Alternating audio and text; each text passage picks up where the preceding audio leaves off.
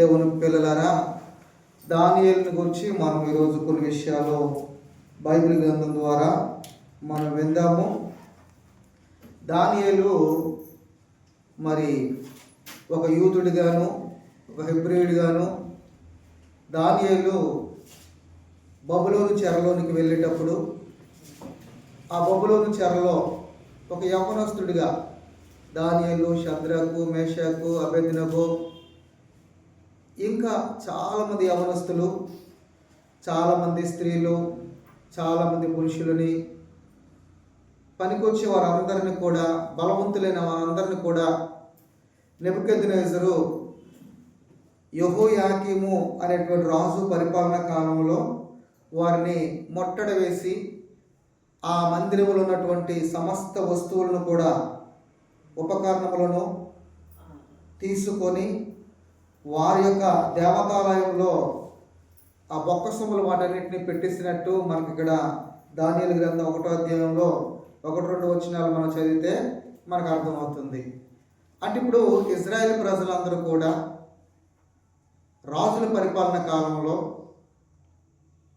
ఇప్పుడు దక్షిణ రాజ్యాన్ని పరిపాలిస్తున్నటువంటి 20 రాజుల పరిపాలనలో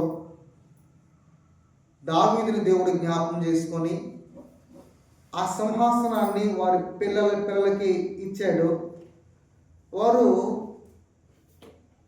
తప్పు చేస్తూ, పాపాన్ని చేస్తూ, దేవుడు ఆజ్ఞాపించిన ప్రతి వాటిని చేస్తూ దేవుని కోపాన్ని తెప్పించినప్పుడు దేవుడు అన్యజనులకు చెరకప్పగించేశాడు. అలా చెరలోనికి వెళ్ళిపోయిన వారిలో దానియేలు, షద్రకు, మేషకు, అబేద్నెగో ఉన్నారు. ఇక్కడ ఒక్కసారి మనము దానియేలు గ్రంథము 1వ అధ్యాయం 3వ వచనం చదివినట్లయితే, రాజు అష్పెనెజు అను తన నపుంసకుల అధిపతిని పిలిపించి అతనికి ఇలాగూ ఆజ్ఞాపించి. ఇంతకీ నెబుకద్నెజరు ఇప్పుడు ఇజ్రాయేల్ అందరూ కూడా బబులోను చెరలో ఉన్నారు. ఆ చెరలోనికి వచ్చినటువంటి అందరిని కూడా తన దగ్గర ఉన్నటువంటి అష్పెనెజు అనేటువంటి ఒక నపుంసకుడిని పిలిచాడు. పిలిపించి ఏం చెప్తున్నాడంటే, ఇజ్రాయెల్ రాజవంశంలో ముఖ్యులైనటువంటి ఒకటి లోపము లేని సౌందర్యము, సకల విద్యా ప్రవీణతయు, జ్ఞానమును కలిగి తత్వజ్ఞానమును తెలిసిన వారి రాజు నగరనందు నిలువదగిన కొందరు బాలులను రప్పించి కల్దీల విద్యను, భాషను వారికి నేర్పిస్తారు. ఇప్పుడు ఈ బబులోను రాజు ఏం చేస్తున్నాడంటే, తన దగ్గర ఉన్న నపుంసకుని పిలిపించి, ఇప్పుడు ఆ ఇజ్రాయెల్లో నుండి రాజవంశములో పుట్టినటువంటి బాలులు చాలామంది ఉన్నారు. అంటే యవనస్తులు, వాళ్ళలో ప్రావీణ్యత కలిగిన వాళ్ళు. అంటే ఇప్పుడు అతని సైన్యాన్ని బలపరుచుకోవాలి, అతని రాజ్యాన్ని గొప్పది చేసుకోవాలి. నేనే ప్రపంచంలో గొప్ప రాజ్యంగా, గొప్ప రాజుగా ఉండాలని బబులోను రాజు అయినటువంటి నెబుకద్నెజరు ఆలోచన చేస్తున్నాడు. అలా తన రాజ్యంలో ఉన్న సైన్యాన్నే కాక, ఇప్పుడు ఇజ్రాయెల్ దేశంలో తీసుకొచ్చినటువంటి అందమైన వారిని, అలాగనే సకల విద్యలు నేర్చుకున్న వారిని, అలాగనే జ్ఞానం కలిగిన వారిని, అలాగే తత్వజ్ఞానం కలిగిన వారిని ఆ ఇజ్రాయెల్ ప్రజలందరిలోని ఎంచి మరి ఎంచి వారిని తీసుకొని నా దగ్గరికి తీసుకొని రా. వాళ్ళకి ఆ కల్దీల విద్య అంటే వారి భాష, ఎవరి భాష? కల్దీల భాష. అనగా బబులోను సామ్రాజ్యంలో నెబుకద్నెజరు రాజు పరిపాలన కాలంలో వారి దేశ భాష కల్దీల భాష. ఆ దేశం కల్దీల దేశం కనుక ఆ భాష ఇప్పుడు ఇజ్రాయెల్ దేశంలో నివసించినటువంటి ఆ యవనస్తులందరినీ ఒక దగ్గర సమకూర్చి, జ్ఞానం కలిగిన వారిని, తెలివైన వారిని, తత్వజ్ఞానం కలిగిన వారిని, సౌందర్యం కలిగిన వారిని, మంచి వారందరినీ, అప్పటికే ఆ దేశంలో గుడ్డోళ్ళని, చొట్టోళ్ళని, జ్ఞానం లేని వారిని, ముసలోళ్ళని, మొడగోళ్ళని అందరిని విడిచిపెట్టేశాడు. పనికొచ్చిన వారందరినీ చెరకు తీసుకొని వెళ్ళిపోయాడు. ఎవరు? నెబుకద్నెజరు. అయితే యవ్వన కాలంలో ఉన్నటువంటి మంచి అందం కలిగిన వాళ్ళు, మంచి జ్ఞానం కలిగిన వారు, మంచి తత్వజ్ఞానం కలిగిన వారు, చదువులు కలిగిన వారిని ఇప్పుడు తన దగ్గర సైన్యాధిపతులుగా లేదా సైన్యంగా తన భాషను నేర్పించి తన దగ్గర ఉంచుకోవాలని ఇప్పుడు ప్రయత్నము చేస్తున్నాడు. ఇప్పుడు 5వ వచనంలో ఒకసారి చూద్దాం. మరియు ఇప్పుడు వారికి భాషనే కాక మళ్ళీ ఏం చేయాలంటే రాజు తాను భుజించే ఆహారముల నుండి, తాను పానము చేయి ద్రాక్ష రసముల నుండి అనుదిన భాగము వారికి నియమించి 3 సంవత్సరములు వారిని పోషించిన పిమ్మట వారిని తన ఎదుట నిలబడినట్లు ఆజ్ఞ ఇచ్చాడు. ఇప్పుడు ఏమని ఆజ్ఞ ఇస్తున్నాడు తన దగ్గర నపుంసకుడికి? వీళ్ళందరినీ సమకూర్చి 3 సంవత్సరాలు రాసభోజనము ద్రాక్షరసము తాను పానం చేయు, అంటే రాజుగారు పానం చేసేటువంటి ఆ ద్రాక్షరసము ఈ యవనస్తులందరికీ పెట్టండి. అలాగే రాజు భోజనం చేసే భోజనం అంతా కూడా ఈ యవనస్తులందరికీ, ఈ తత్వజ్ఞానం కలిగిన వారికి, ఈ సౌందర్యం కలిగిన వారికి, ఈ బలవంతులైన వారికి పెట్టండి అని రాజు ఒక ఆజ్ఞ ఇచ్చాడు. ఎన్ని దినాలంట? ఎన్ని సంవత్సరాలంట? 3 సంవత్సరాలు. 3 సంవత్సరాలు అంటే ఇప్పుడు వారు బలవంతులుగా మారాలి. ఇప్పుడు WW ఫైల్స్ మనకు ఉంటాయి, అలాగే బాక్సింగ్ ఉంటుంది, అలాగే చాలా చాలా కరాటీలని, కుంగ్ఫూలని, ఇలా బలవంతులుగా ఉండడానికి వారు చాలా శాతం మాంసాహారాన్ని తీసుకుంటారు, మాంసాన్ని భుజిస్తారు. అలాగే రాజభోజనం అంటే చిన్న విషయం కాదు. అలాంటి రాజభోజనం అనేది రాజు తీసుకునే ద్రాక్షరసము, రాజు తీసుకునే భోజనం. ఇప్పుడు ఎవరికి? ఆ ఇజ్రాయెల్ దేశంలో నుండి తీసుకొచ్చినటువంటి బాలునందరినీ సమకూర్చి వారి దగ్గర పెట్టి వారిని పెంచాలి, వారికి విద్య నేర్పించాలి, వారిని పెంచాలి. ఇప్పుడు రాజు భోజనం అలాంటిది ఒకసారి మనము రాజుల గ్రంథానికి వెళ్ళినట్లయితే సొలొమోను ఒక దినానికి ఎలాంటి భోజనం చేశాడో 4వ అధ్యాయం 1 రాజుల గ్రంథము ఇలా ఉంచి 1 రాజుల గ్రంథము 4వ అధ్యాయము 22-23 వచనాల్లో మనకు కనబడుతుంది. అందరూ బైబిల్ తెరిచినట్లయితే 1 రాజుల గ్రంథము 4వ అధ్యాయము 22-23 వచన. ఒక్కొక్క దినమునకు సొలొమోను భోజనపు సామాగ్రి ఎంత? ఇప్పుడు రాజు గారు భోజనం, సొలొమోను రాజైనా రాజు, ఇతను 40 సంవత్సరాలు పరిపాలన చేశాడు యోధా రాజ్యాన్ని, అంటే సమాఖ్య రాజ్యాన్ని అనగా అలా పరిపాలన చేసేటప్పుడు అతడు రాజుగా ఉన్నప్పుడు అతడు ఒక్కొక్క దినానికి సొలొమోను భోజనపు సామాగ్రి ఎంత అంటే అక్కడ ఒక లెక్క చెబుతున్నాడు. ఒక లెక్క 600 తూముల సన్నపిండి, 1200 తూముల మతక పిండి, క్రొవ్వున ఎడ్లు 10,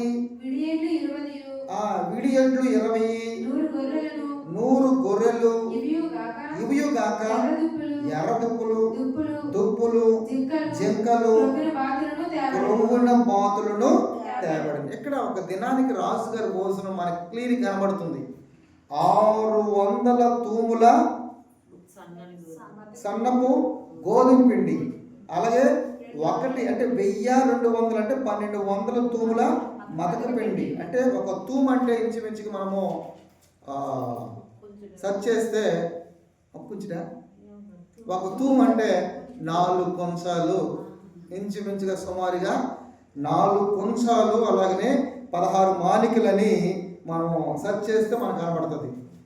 4 కొంచాలు 16 మానికలు అంట, మనకు తెలియదు కదా. అయితే 4 కొంచాలు అంటే 600 ఇంటూ 4 కొంచాలు మనం వేస్తే 2400 కొంచాలు ఒక రోజు భోజనానికి రాజుగారికి ఉపయోగించే పిండి. 2400 కొంచాలు లెక్క. ఒక తూము 4 కొంచాలు కనుక 600 ఇంటూ 4 వేస్తే మనకు 2400. ఇప్పుడు 1200 తూముల మతక పిండి, 1200 తూముల మతక పిండి. ఇది కూడా తూము అంటే 4 కొంచాలే. ఇది ఎంత అవుతుంది? సుమారుగా 4800 కొంచాలు. ఇది ఒక్క దినానికి భోజనం రాజుగారి దగ్గర ఉన్న వారందరికీ. రాజు ఎవరికైతే సమకూర్చి పెడుతున్నాడో రాజుతో ఏమండి బలవంతులైన వారు, రాజు దగ్గర సేవ చేసేవారు, రాజు ఆస్థానంలో ఉన్నవాళ్ళు. ఇప్పుడు ఒకసారి దావీదు తన స్నేహితుడైన యోనాతాను చనిపోయిన తర్వాత దావీదు ఒక ప్రకటన చేస్తాడు. ఏమని ప్రకటన చేస్తాడంటే, యోనాతాను కుటుంబంలో లేదా సౌలు కుటుంబంలో ఎవరైనా ఉన్నారా అన్నప్పుడు ఒక కుంటివాడు ఉన్నాడు, ఒక కుంటివాడు మెఫీబోషెతు ఉన్నాడు అని చెప్పేటప్పుడు దావీదు అతడు ఎంతకాలం బ్రతుకుతాడో అంతకాలము రాజు బల్ల దగ్గర భోజనం చేయడానికి అవకాశాన్ని ప్రసాదించాడు. అంటే రాజభోజనం అనేది అందరికీ దక్కదు, కొందరికే దక్కుతుంది. అది రాజు ఆజ్ఞాపించాలి. ఆ బల్ల దగ్గర అందరికి వెళ్ళడానికి అవకాశం లేదు. రాజు భోజనం చిన్న విషయం కాదు. ద్రాక్ష రసం తీసుకోవాలి, ద్రాక్ష రసం పానం చేయాలి. ఇక్కడ ఈ మతక పిండి, అలాగే సన్నపు గోధుమ పిండి, క్రొవ్వులు ఎడ్లు 10, ఒక రోజు కిందట ఒక 10 ఎడ్లు వధిస్తారు. అలాగే విడి ఎడ్లు 20, క్రొవ్వులు 10, విడివి 20. అలాగే 100 గొర్రెలు. ఎన్ని గొర్రెలు అండి? 100 గొర్రెలు ఆ రోజు బలైపోతాయి. మరి ఎన్ని సంవత్సరాల ప్రతి ఎన్ని గొర్రెలు బలైపోతున్నాయి? ఒక రోజు భోజనం అది 100 గొర్రెలట. ఏమండి 100 గొర్రెలు. అలాగనే ఇవి కాక ఎర్ర దుప్పులు, మరి అవన్నీ మనకు తెలీదు. అలాగే దుప్పులు, ఆ దుప్పులు 2 రకాలు, ఎర్ర దుప్పులు, మామూలు దుప్పులు. అలాగే జంకలు, అలాగే క్రొవ్వులు, బాతులు. జంకలు ఎవరు తింటారు అనుకుంటున్నారు? ఎవరు తినడానికి అవకాశము ఉండదు కొన్నిటికి. ఆ మధ్యకాలంలో సల్మాన్ ఖాన్ జంకల్నేనా లేదు, జంకల్నే వేటాడి ప్రభుత్వం దొరికిపోయిన తర్వాత జైల్లో పెట్టి జరిమానా కట్టించారు. అంటే ఏదైనా సరే మరి అందరికీ తెలిసేటట్టు లేదా చట్టంలో ప్రభుత్వం కొన్నిటికి ఏమండి తినడానికి అవకాశాలు లేవు, అవి బ్రతకాలి, అవి చాలా విలువైనవి. అలాంటి పరిస్థితుల్లో మరి మంచి హీరే సల్మాన్ ఖాన్, ఆయన విడిచిపెట్టలేదు. ప్రభుత్వం శిక్ష విధించింది, జరిమానా వేసింది. ఇప్పుడు రాజుగారు కదా, రాజుగారి ఆధారంలో రాజుకి ఎవరు అందమైన కనబడితే వారిని తనకు భారీగా ఉంపుడు గట్టిగా ఉపవెత్తనగా చేసుకోవచ్చు. అలాగనే ఇక్కడ కూడా ఇక్కడ మనకు కనబడుతున్నటువంటి బాతులు, క్రొవ్వులు బాతులు, ఎంత ఆహారము. ఇప్పుడు ఈ ఆహారం అనేది అక్కడ బబులోను సామ్రాజ్యంలో, మాదీ దేశంలో నెబుకద్నెజరు కూడా ప్రతి దినానికి రాజు గురించే భోజనాన్ని ఇప్పుడు ఈ యవనస్తులందరికీ, ఈ బాలులందరికీ పెట్టమని అశ్వనెతుకు రాజుగారు ఆజ్ఞ ఇచ్చారు. అయితే అక్కడ ఏం జరిగిందో ఒకసారి చూద్దాం. ఎవరికైనా మంచి ఆహారం పెడితే ఎంత బాగుంటుంది. ఒక ఫంక్షన్కి వెళ్ళాలంటే మనం ముందుగా సిద్ధపడిపోతాం. గుడికి వెళ్ళాలంటే మనకు కొంచెం కష్టం అనిపిస్తుంది, కానీ కొంచెం ఇబ్బంది అనిపిస్తుంది, కానీ కొంచెం సమస్య వచ్చేది. కానీ అదే ఫంక్షన్ కనుకోండి, ఇంటిల్లు పాదిగా, అనగా ఇంట్లో చిన్నపిల్లలైనా పర్వాలేదు, ముసలోనైనా పర్వాలేదు, ముడుగోలైనా పర్వాలేదు, అందరూ తీసుకొని కట్టకట్టి మంచి భోజనం తీసుకెళ్ళిపోతాం. ఎవరైనా మంత్రి గారి పిల్లలకైనా, ఎమ్మెల్యే గారి పిల్లలకైనా, ప్రెసిడెంట్ గారి పిల్లలకైనా. అయితే ఎలా ఉంటుంది భోజనాలు? కొంచెం గట్టిగా ఉంటుంది భోజనాలు. కదా, వెళ్ళిపోయి తినాలని ఆశ పుడుతుంది ఒక్క పూట భోజనం. అదే ఇక్కడ రాజుగారి భోజనము తినమని పెట్టమని అక్కడ ఆ వ్యక్తికి చెప్పేటప్పుడు, నపుంసకుడికి చెప్పేటప్పుడు ఈ యవనస్తులందరికీ అప్పుడు ఏం జరిగిందో ఒకసారి చూద్దాం. అది ఎన్ని దినాలట? 3 సంవత్సరాలు. ఎన్ని దినాలు లేదంటే ఎన్ని సంవత్సరాలు అంటే 3 సంవత్సరాలు పెట్టాలి భోజనం. ప్రతి దినము ఇదే భోజనం, ప్రతి దినం కూడా ఇదే భోజనం. అయితే ఇప్పుడు అక్కడ ఏం జరిగింది అంటే 6వ వచనంలో మనకు కనబడుతుంది, యూదుల్లో నుండి దానియేలు, హనన్య, మిషాయేలు, అజర్య అనువారు.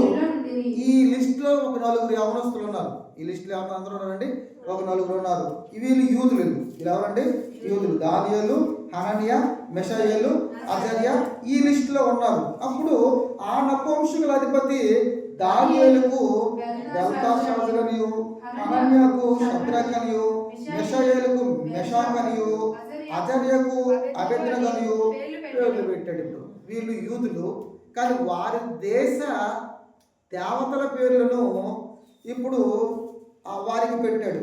దానియేలుకు బెల్తషాజరునియు, హనన్యకు షద్రకనియు, మిషాయేలుకు మెషకనియు, అజర్యకు అబేద్నెగోను పేర్లు మార్చేశారు. అంటే వారి దేశానికి వెళ్ళిన తర్వాత చెరలో పేర్లు మార్చేశారు. వీళ్ళు యూదులు.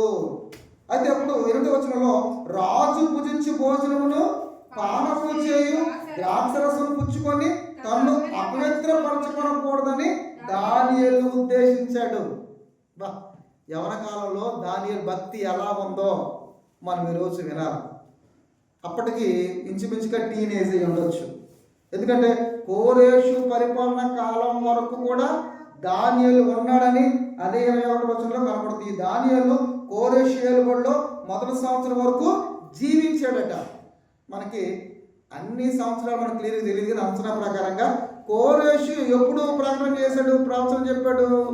70 ఏళ్ళ తర్వాత మళ్ళా యూదులందరూ కూడా విడిపించబడతారు, మరలా మీ మందిరాన్ని కట్టుకోండి అని ఒక ప్రవచనం ఇర్మియా ద్వారా కోరేషు ఏలుబడిలో. అది ఇర్మియా గ్రంథం చదివితే మనకు అర్థమవుతుంది.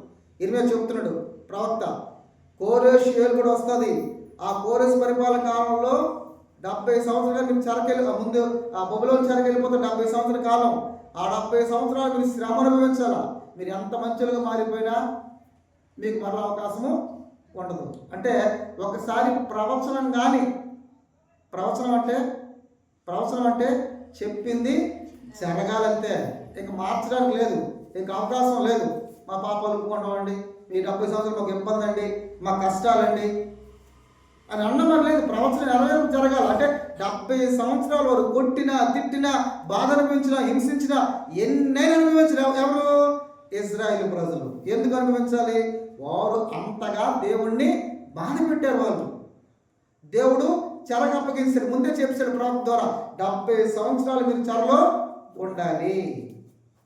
ఆ 70 సంవత్సరాలు అయిన తర్వాత కోరేషు ప్రకటన చేస్తున్నాడు, ఇజ్రాయేలు ప్రజలారా మీరు వెళ్ళి దేవుని మందిరాన్ని పునర్నిర్మించుకోండి, కట్టుకోండి. 70 సంవత్సరాలు అయిపోయింది. అంటే ఆ కోరేషు ఏలుబడిలో దానియేలు అప్పటికి మొదటి సంవత్సరంలో ఇంకా జీవించి ఉన్నాడు. అంటే ఇక్కడ అంతకు మునుపు సుమారు 20 సంవత్సరాలు బ్రతికుండొచ్చు యవనస్తుడు కనుక, టీనేజ్ అయి ఉండొచ్చు. అలా ఉన్న అంతవరకు బ్రతికాడు. ఎవరు? దానియేలు, తనతో ఉన్నవారు. అయితే ఇక్కడ మనకు అర్థమవుతుంది ఏంటంటే ఈ యవ్వన కాలంలో దానియేలు భక్తి ఎలా ఉందంటే అతడు తన్ను తాను అపవిత్రపరచుకోకూడదు. అంటే రాజుగారి భోజనము, రాజుగారి పానం ఎలా ఉంటుందంటే చాలా దారుణంగా ఉంటుంది. ఎక్కువ మాంసాహారం తినాలి, ఎక్కువ ద్రాక్ష రసాన్ని సేవించాలి. ఇది ఈయనకి ఇష్టం లేదు. నన్ను అపవిత్రపరచుకోకూడదని దానియేలు ఉద్దేశించాడు. అంటే దానియేలు తను అవి తింటే అపవిత్రపరచబడతాడు. లేకపోతే నేను అపవిత్రుడిని అయిపోతాను, దానికి బానిస అయిపోతాను, దానికి అలవాటు అయిపోతాను. ఏదైనా చూడండి, కొన్ని అలవాట్లు ముందు మామూలుగా బయలుదేరుతాయి. ఫ్రీ సర్వీస్, రారా ఈరోజు నీకు నేను ఇస్తాను రారా ఈరోజు నీకు సినిమా టికెట్ పెడతాను రారా ఈరోజు నీకు ఒక శాంపుల్ ఇప్పిస్తాను అనే స్టార్ట్ అవుతాయి. రారా కైనా ప్యాకెట్ పెద్ద చిత్రం పెట్టరా, కొంచెం పుచ్చుకోరా అని కైనా, అలాగే ఒక సిగరెట్, ఒక పాన్ పరాగు, ఒక డీలక్స్, ఇవన్నీ కూడా ఫ్రీగా మొదట కొనుక్కోరు ముందు అలవాటు. ఆ తర్వాత అలా అలా అలా అలా 10 మంది ఇచ్చిన తర్వాత 10 మంది ఇచ్చిన తర్వాత మళ్ళీ ఇస్తారు. ఎవరు పండగ సీజన్లో చూడండి, అందరూ డబ్బు అంతా కూడబెట్టేసి అప్పు చేసి ఎక్కడ చూసినా ఎటు చూసినా ఏమండి మద్యాన్ని సేవించేవారే తిన్నోళ్ళు కనబడుతున్నారంటే కంట్రోల్ లేదు. ఎన్ని మేకలు, ఎన్ని గొర్రెలు, ఎన్ని పశువులు, ఎన్ని చేపలు, ఎన్ని కోళ్ళు బలైపోయి తెలియదు. తింటారు మత్తుగా, ఇంతంత కాదండి. దానికి అలవాటు అయిపోతుంది. ఇప్పుడు ప్రతి దినము కూడా తింటూనే ఉన్నారు. తిండిపోతులు దేవుని రాజ్యానికి వారసులు కారు అని బైబిల్ చెబుతుంది. అంటే తిండి విషయంలో కూడా జాగ్రత్తలు తీసుకోవాలంటే జాగ్రత్తలు తీసుకోవాలి. వంద కదనే సంపాదించిన తల్లిదండ్రులని తినకూడదు, కడుపే దేవుడు అనుకోకూడదు. ఉన్నామంటే తినాలంటే అంతవరకే.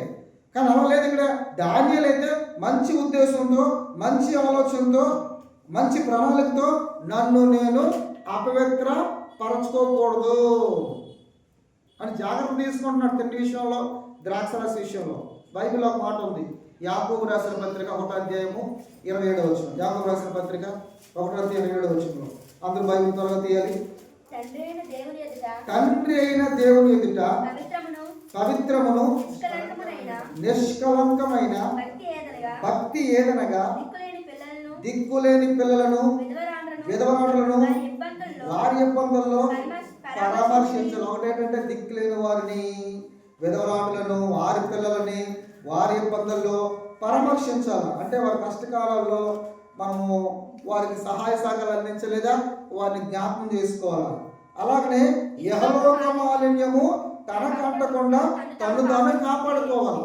ఇప్పుడు దానియేలు యెహోవా మాలిన్యాన్ని తనకు అంటకుండా తను తాను కాపాడుకుంటున్నాడు. ఫ్రీగా వచ్చింది కదా, యాసిడ్ ఫ్రీగా వస్తే యాసిడ్ తాగేస్తాడు. కొంతమంది తాగేస్తారా? ఫ్రీ అంటే అలాగే ఉంటుందండి. ఫ్రీ సర్వీస్ అంటే యాసిడ్ తాగేస్తారు. అలాగనే మనం స్టార్ట్ అవుద్ది. ఆ తర్వాత ఫుల్ ఇక అలవాటు అయిపోద్ది. ఇది యెహోవా మాలిన్యం. దానియేలు ఆలోచించాడు. యవ్వన కాలంలో ఒక యూదుడు, ఒక ధర్మశాస్త్రంలో కొన్ని ఆజ్ఞలు ఉన్నాయి, కొన్ని కట్టడలు ఉన్నాయి. ఒక 10 ఆజ్ఞలు ఉన్నాయి. 10 ఆజ్ఞలను మరలా వాటిని చేస్తే 613 ఆజ్ఞలు అవుతాయి. వాటన్నిటిని బట్టి తను తాను యెహోవా మాలిన్యం అంటించుకోకుండా పవిత్రంగా బ్రతకాలి, పరిశుద్ధంగా జీవించడం దృఢ నిశ్చయానికి వచ్చాడు దానియేలు. యవనస్తులారా, యవన కాలంలో మీరు అటువంటి కాన్ఫిడెన్స్ దేవునితో సహవాసం చేస్తున్నారా? అలాగే దేవుని కొరకు ప్రత్యేకంగా ఉండాలా. దేవుని కొరకు కొన్ని సుఖాలను విడిచిపెట్టాలా, కొన్ని సంతోషాలు విడిచిపెట్టాలా, కొన్ని ఆనందాలు విడిచిపెట్టాలా. అవన్నీ అపవిత్రమైనవి, అవన్నీ దేవునికి అయిష్టమైనవి. ఒక లిస్ట్ ఇచ్చాడు లేవి కాండంలో 11వ అధ్యాయంలో ఏవి తినాలో ఏవి తినకూడదు. కనుక వాటి ప్రకారం ఇప్పుడు రాజుగారు గురించి భోజనాల్లో కొన్ని తినకూడదు ఉన్నాయి. అప్పుడు ధర్మశాస్త్రాన్ని అతిక్రమించేవాడు అయిపోతాడు దానియేలు.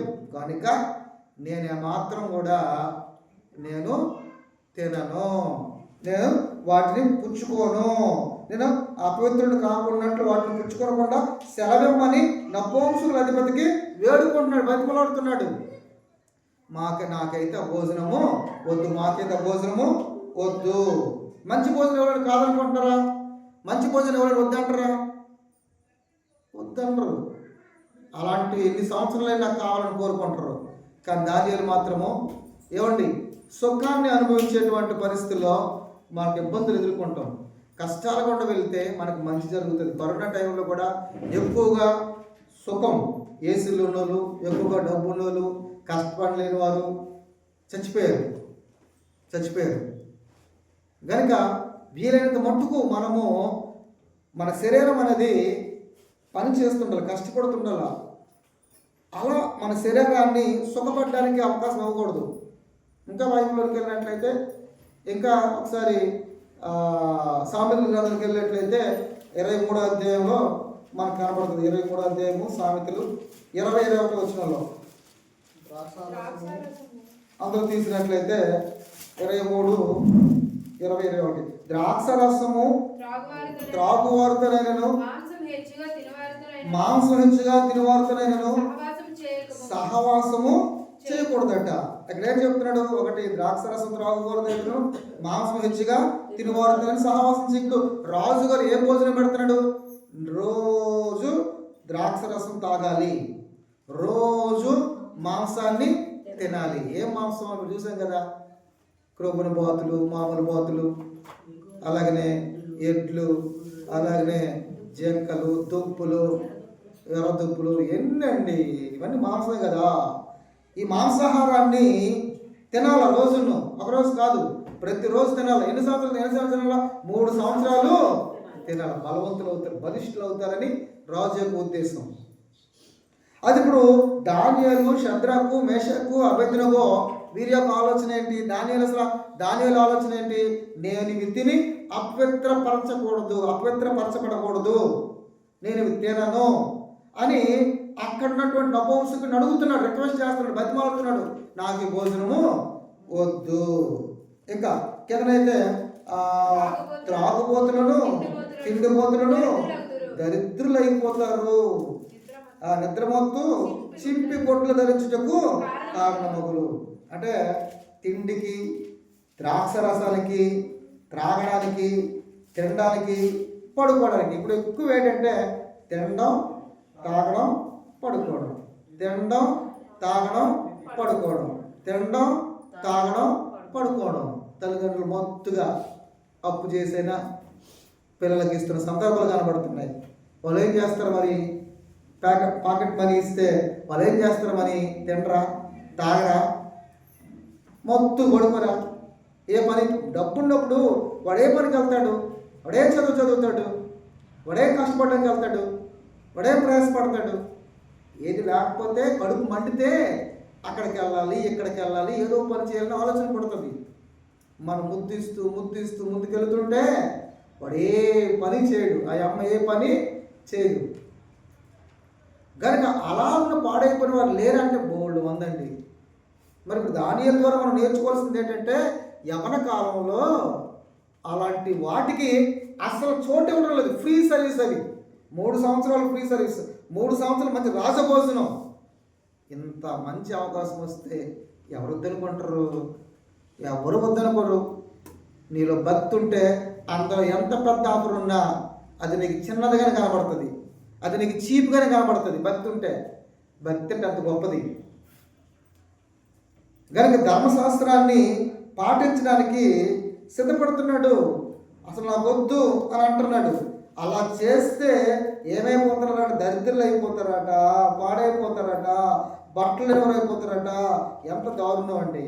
కనుక ఎక్కువ 8 గంటలు నిద్రపోవాలంతే, ఇంకా తక్కువ 8 గంటల లోపే.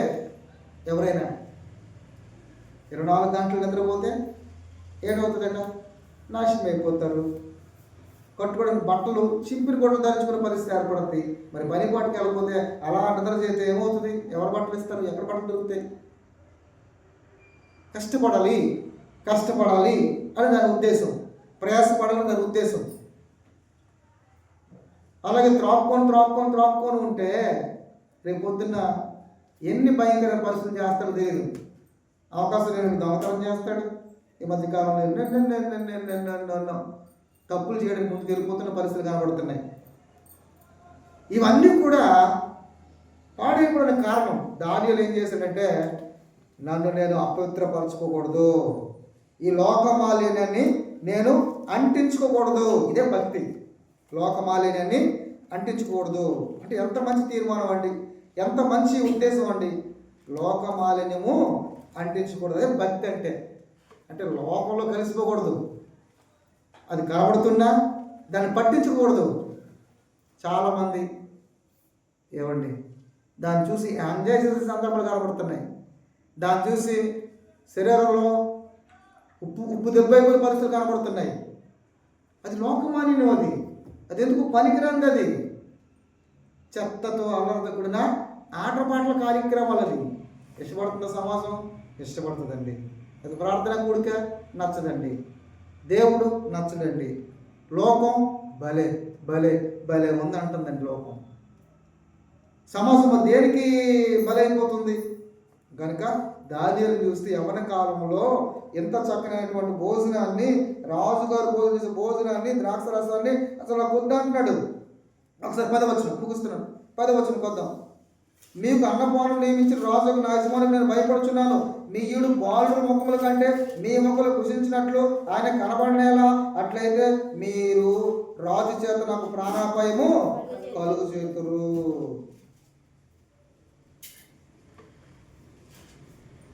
ఏమని చెప్తున్నాడు ఇప్పుడు? మీరు కానీ ఈ పని చేస్తే మీ ముఖాలు ఓడిపోతాయి, వాళ్ళందరి ముఖాలు చాలా బాగుంటాయి. ఇప్పుడు ఈ విషయంగా రాజు గారికి తెలిస్తే ఇప్పుడు నాకు ప్రాణాపాయం, నపోజుని అంటున్నాడు, నన్ను చంపేస్తే నా పేక తీసేస్తాడు, అలాంటి పని నేను చేయను అంటున్నాడు. కిందకు వచ్చినట్లయితే 12వ వచనం. అమ్మ భోజనమునకు శాఖ, అమ్మ చూస్తాను రా, భోజనమునకు శాఖ ధాన్యాదులను పానమునకు నీళ్లను నీ దాసులకు మాకు ఇప్పించి దయచేసి 10 దినముల వరకు మమ్మల్ని పరీక్షించు. ఒకసారి ఒక 10 రోజులు మాత్రం మాకు శాకాహారం, శాఖ ధాన్యాదులను, పానమునకు నీళ్లు మాత్రమే, ద్రాక్షరసం వద్దు, నీళ్లు, మాంసం వద్దు, మామూలు కూరగాయలు, ఆకుకూరలు, శాఖ ధాన్యాదులను మాకు 10 రోజులు ఇప్పించండి. దయచేసి మీరు 10 దినములు మమ్మల్ని పరీక్షించండి. వాళ్ళకంటే మేము బలహీనగా ఉంటారని అనుకుంటున్నారు కదా, ఒక్క 3 సంవత్సరాలు వద్దు, ఒక 10 రోజులు టెస్ట్ చేయండి అని బ్రతిమలాడితే పిమ్మట మా ముఖములను రాజు నియమించిన భోజనం గురించి బాలుల ముఖములను చూసి నీకు తోచినట్టుగా నీ దాసులమైన మా ఎడల జరిగించుము అని అంటున్నారు. దానియేలు, షద్రకు, మేషకు, అబేద్నెగో అంటారు. అందుకు అతడు ఈ విషయంలో వారి మాటకు సమ్మతించి ఒప్పుకున్నాడు. ఈ విషయంలో సమ్మతించాడు. ఎందుకు సమ్మతించాడు? దేవుడు మాత్రము ఆ 9వ వచనంలో నపుంసకుల అధిపతి దృష్టికి దానియేలునకు కృపాకటాక్షమునందును అనుగ్రహించెను.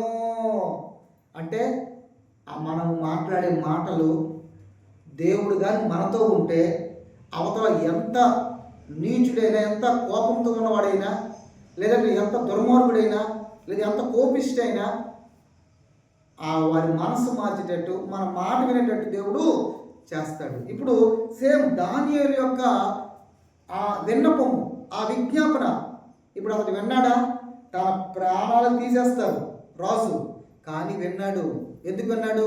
తన మనసును మార్చింది దేవుడు. సరే ఒప్పుకో, పర్లేదులే, రిక్వెస్ట్ చేస్తాడు. 10 రోజులు కదా, 3 సంవత్సరాలు కాదు కదా, 10 రోజులు ఒప్పుకంటే 10 దినాల వరకు వారిని పరీక్షించినప్పుడు 10 దినాలు అయిన తర్వాత ఇప్పుడు వీళ్ళందరినీ ఒకవైపు ఈ 10 రోజుల్లో ఈ శాఖ ధాన్యాదులను తిన్నటువంటి, నీళ్లు తాగినటువంటి యవనస్తులైనటువంటి ఈ శద్రకు, ఈ మేషకు, ఈ అబేద్నెగో ఒకవైపు పెట్టినప్పుడు వారిని పరీక్షించినప్పుడు వారు ఎలా ఉన్నారట? 15వ వచనం. 10 దినములైన పిమ్మట వారి ముఖములు రాజు భోజనం గురించి బాధలందరి ముఖముల కంటే సౌందర్యంగాను కలవాను కనబడెను. ఇప్పుడు 10 రోజుల్లోనే తేడా కనబడ్డది. మంచి ద్రాక్షరసం రోజు తాగుతున్న వాళ్ళు, రోజు మంచి మాంసాహారం తింటున్న వారి యొక్క బాలురు యవనస్తుల కంటే రోజు 10 రోజులు కాయగూరలు, ఆకుకూరలు తింటున్నటువంటి బాలురైనటువంటి శద్రకు, మేషకు, అబేద్నెగోని పరీక్షించినప్పుడు వీళ్ళందరికంటే వీళ్ళు ముఖాలు మాత్రం సౌందర్యంగాను కళగానే కనబడుతుంది. అంటే ఇప్పుడు మాంసాహారం మంచిదేనా అంటే కొంచెం అది ఇబ్బంది. బొమ్మకాయ వచ్చేయడం, లేకపోతే కొవ్వు పెట్టేయడం, లేకపోతే 3 సంవత్సరాలు తింటే ఏమైపోతుందో తెలుసా? హార్ట్ ప్రాబ్లం, కొవ్వు గుండెకి ఎక్కిపోయి ఊపిరి తిరక్క స్ట్రోక్ వచ్చి, లేకపోతే చచ్చిపోతారు. దానికి తగ్గ పని చేయాలి. అయితే మరి అప్పుడైతే మనకు తెలియదు, కానీ 10 రోజుల్లో వాళ్ళకంటే వీళ్ళే బాగున్నారు అన్నట్టు మనకు కనబడుతుంది. మొత్తానికి ఏదైతేనేమి మరి 3 సంవత్సరాల వరకు కూడా అవకాశం ఇచ్చినట్టు మనకు కనబడుతుంది. అదంతా చదివితే మనకు కనబడుతుంది. ఒకసారి రాజు ఏమంటున్నాడు ఒకసారి మాట వదలదు. రాజు వారితో మాట్లాడే వారందరిలో దానియేలు, హనన్యా, మిషాయేలు, అజర్యా వంటి వారు ఎవరినూ కనబడలేదు కనుక వారే రాజు సముఖమున నిలిచిరి. ఇప్పుడు వీళ్ళే వాళ్ళందరికంటే గొప్పవాళ్ళు కనబడుతున్నారు. అబద్ధవచనం నెబుకద్నెజరు తన సముఖంలో వారిని తేవాలని ఆజ్ఞించి నియమించిన దినములు కాగానే, అంటే 3 సంవత్సరాల వరకు వాళ్ళు అలా పరీక్షించినప్పుడు వాళ్ళు ఎలా కనపడుతున్నారట? వారి పిలిపించగానే రాజు వారితో మాట్లాడగా వారందరిలో దానియేలు, హనన్యా, మిషాయేలు, అజర్య వంటి ఎవరు నాకు కనబడలేదు. అంటే మళ్ళా వీళ్ళే రాజు దృష్టికి గొప్ప కనబడుతున్నారు, నపుంసకుల దృష్టికి వీళ్ళే గొప్పవాడు కనబడుతున్నారు, వీళ్ళే జ్ఞానం సౌందర్యం గెలవారు కనబడుతున్నారు, వీరే కలగా కనబడుతున్నారు రాజు గారికి కూడా. అప్పుడు వారితో మాట్లాడినప్పుడు, వారి ముఖం నిలిచినప్పుడు ఏం చెప్తున్నా ఒకసారి చూద్దాం, చివరికి ముగించుకుందాం. 20 రాజు వీరితో విచారణ చేయగా జ్ఞాన వివేకముల సంబంధమైన ప్రతి విషయంలోనూ వీరు తన రాజ్యమందంతు నుండి సెకండ్ గాండ్ర కంటను గాడిగించగలవారంటను 10 వంతు శ్రేష్ఠులని తెలియబడ్డది. ఇప్పుడు అంటే వాళ్ళ దగ్గర సెకండ్ గాండ్రు ఉన్నారు, గాడిగించగలవారు ఉన్నారు, చాలా మంది ఉన్నారు రాజ్యంలో. ఇప్పుడు వాళ్ళకంటే ఎక్కడున్న వీళ్ళకంటే అందరికంటే దానియేలు, షద్రకు, మేషకు, అబేద్నెగో వారందరికీ 10 వంతులు గొప్పవారే కనబడుతున్నారు, శ్రేష్ఠులు కనబడుతున్నారు. ఎవరు? దానియేలు, షద్రకు, మేషకు, అబేద్నెగో. అంటే ఇప్పుడు దానియేలు తనతో ఉన్న 3 స్నేహితులైన షద్రకు, మేషకు, అబేద్నెగో వీరందరూ కూడా ధర్మశాస్త్రం ప్రకారంగా దేవుని ఆజ్ఞను శిరస పాటించి వారు యవన కాలంలో జీవించడం ద్వారా దేవుడు వారిని హెచ్చించాడు, దేవుడు వారిని గణపరిచాడు, దేవుడు వారిని గొప్ప చేశాడు. రాజు ఎదుట, సమస్త ప్రజలందరూ ఎదుట, నపుంసకుడు ఎదుట వారి ముఖాలు, వారి కళ, వారి సౌందర్యం, అందరికంటే వారి జ్ఞానం, అన్ని విషయాల్లో వారి నెంబర్ 1 స్థానంలో నిలబడ్డారు. కనుక దేవుని పిల్లలారా, యవనస్తులారా, యవన కాలంలో మనం కొన్నింటిని విడిచిపెడితే ధర్మశాస్త్రం ప్రకారంగా, బైబిల్ ప్రకారంగా మనం బ్రతకాలని మనం తీర్మానం చేసుకుంటే దేవుడు మనకు ఆరోగ్యాన్ని ఇస్తాడు, దేవుడు మనల్ని గొప్ప చేస్తాడు, దేవుడు మనల్ని ఉన్నతమైన స్థానంలో నిలబడతాడు. ఇక్కడ వారికి అక్కడ ఏమొచ్చాయి? ఉద్యోగాలు వచ్చాయి. అక్కడ వాళ్ళందరికీ మంచి ఉద్యోగాలు రాజు వారికి ఇచ్చినట్టు మనకు కనబడుతుంది, వారి దగ్గర పెట్టుకున్నట్టు కనబడుతుంది అవన్నీ చదివితే. కనుక దేవుని పిల్లలారా, దానియేలు భక్తి, అలాగే షద్రకు, మేషకు, అబేద్నెగో వారి యొక్క భక్తి ఎలా ఉందంటే దేవునికి భయపడుతూ, దేవునికి అయిష్టమైన కార్యములు, దేవుడు ఆజ్ఞలు పాటిస్తూ, దేవుని కట్టడలు పాటిస్తూ వారి జీవితాలను సరిచేసుకుంటూ, అక్కడ వాళ్ళకి ఎంత గొప్ప భోజనమైనా, ఎంత గొప్ప ద్రాక్షరసమైనా, ఎంత గొప్ప ఆఫర్ అయినా వాళ్ళు పట్టించుకోలేదు. అది భక్తి అంటే. మనం కూడా దేవుని దగ్గర, దేవుని కంటే ఈ లోకంలో ఏది గొప్పది కావాలంటే మనము గుర్తిరిగి దేవుని వాక్యానికి, దేవుని సన్నిధిలో గడపడానికి మనం సమయం ఇచ్చిస్తే దేవుడు మనల్ని గొప్ప చేస్తాడు. అలా ఉండాలని తెలియజేస్తూ ఈయన మాటలు ముగిస్తున్నాను. ఈ సమయంలో పిల్లలు ప్రకటన చేస్తారు. చివరి ప్రార్థనతో ముగించుకుందాం. ప్రకటన